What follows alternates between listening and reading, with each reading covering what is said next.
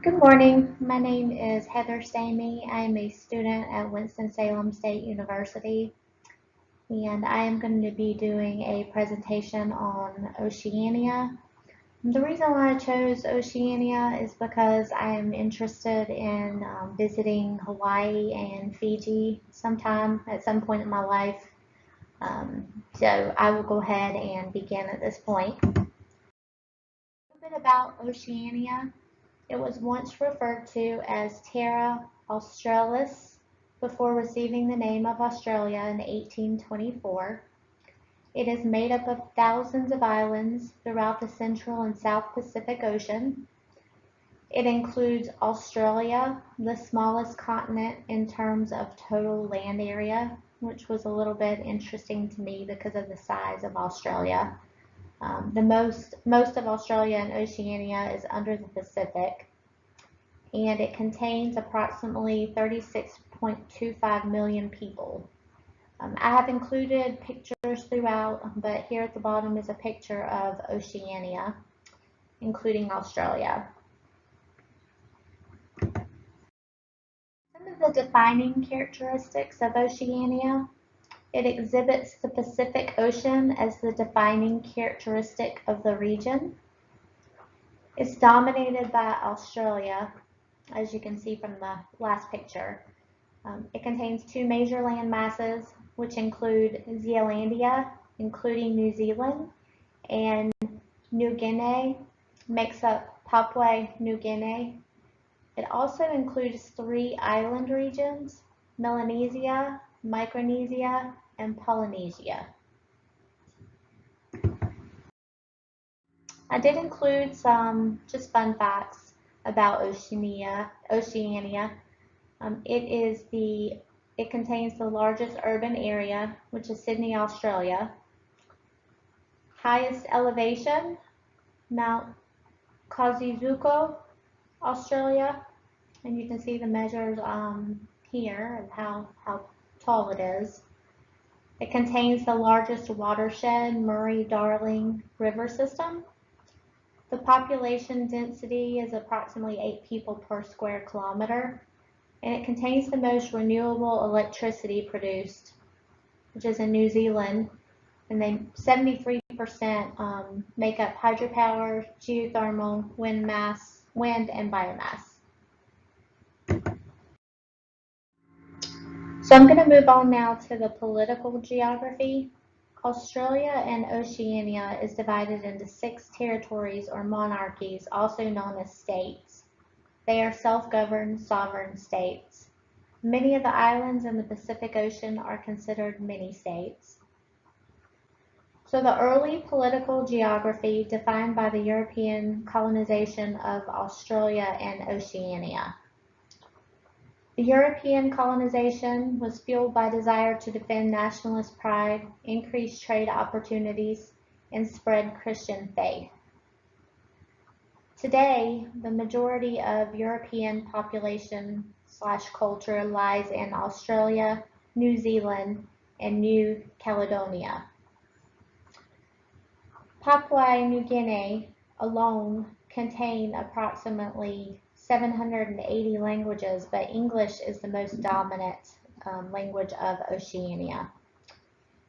Indigenous populations were treated harshly, and European powers claimed Australia and Oceania land as their own. Their own systems were implemented in regards to government, land management, and trade. Severe consequences impacted indigenous groups, and these consequences continue today. So with the early colonizers implementing their own system, this is why there are still continued consequences and conflicts today.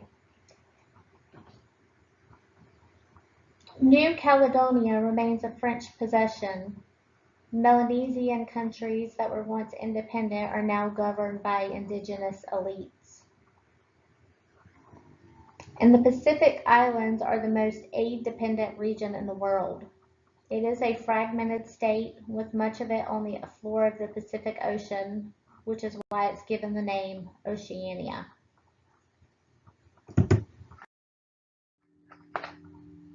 Foreign forces transformed political landscapes during World War II and Cold War.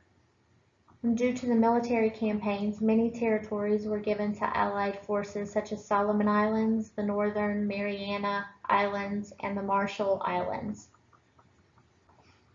During the Cold War, Australia and Oceania became popular sites for nuclear testing, and many people suffered devastating effects from this, such as cancer and destruction of the coral reef. Efforts continue in indigenous groups of Australia and Oceania to extend political rights and significance in their own homes. New Zealand, Maori, and Aboriginal Australians are the main driving force. A little bit about the Maori. They are indigenous people of New Zealand, and the Aboriginal Australians are people who are members of the Aboriginal race of Australia. So the Maori Party was established in 2004 to represent rights of the people. They're looking today to legitimize the Treaty of Waitangi in order to claim land lost in the early days. The Aboriginal Australians treated less significant than the majority population. They have an intense relationship with the home country of Australia,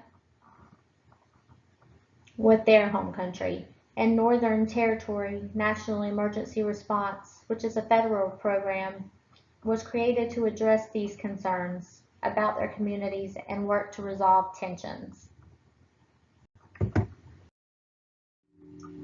So political and financial future going forward relies on the efforts to minimize effects of climate change. Australian and Oceania governments and subsidiaries agencies are implementing steps to help minimize effects, such as the reducing carbon emissions. The Copenhagen Accord was formed in 2009 to help with these efforts. Pacific Islands Forum, it advocates increased support from the international community to help with efforts as well.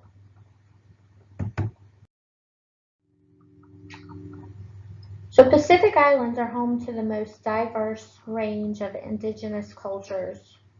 They continue their ancestral ways of life, and they have a vast significance of cultural traditions. So the culture is shaped by geography of Australia and Oceania, Polynesian, Maori, and Aborigines. They have a vast ocean-focused geography. Their cultural groups and practices focus on the unifying the people. Traditional lands are recognized as customary land title by legislature, and they work to harvest the resources on tribal land. So here are two popular things in Oceania. Rugby is the most popular sport. These two things both work to unify the people. There's a picture here of the rugby winners of 2017. And then the Festival of Pacific Arts focuses on art, song, and dance, and is held every 4 years.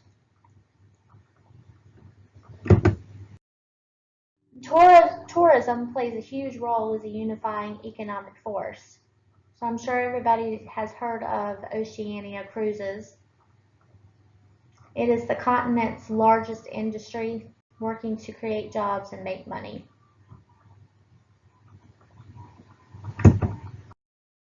So in conclusion, Oceania appears to be an attractive region surrounded by water. They face issues just like other states. They're made up of many small islands, and most sit on the floor of the Pacific. They're dominated by English language and European culture, claimed by European powers early on, fighting for extended political rights today, ocean-focused geography, culture focuses on unifying people, rugby is the most popular sport, and the Festival of Pacific Arts is held every 4 years, and tourism focused to unify culture. That concludes my presentation. Thank you.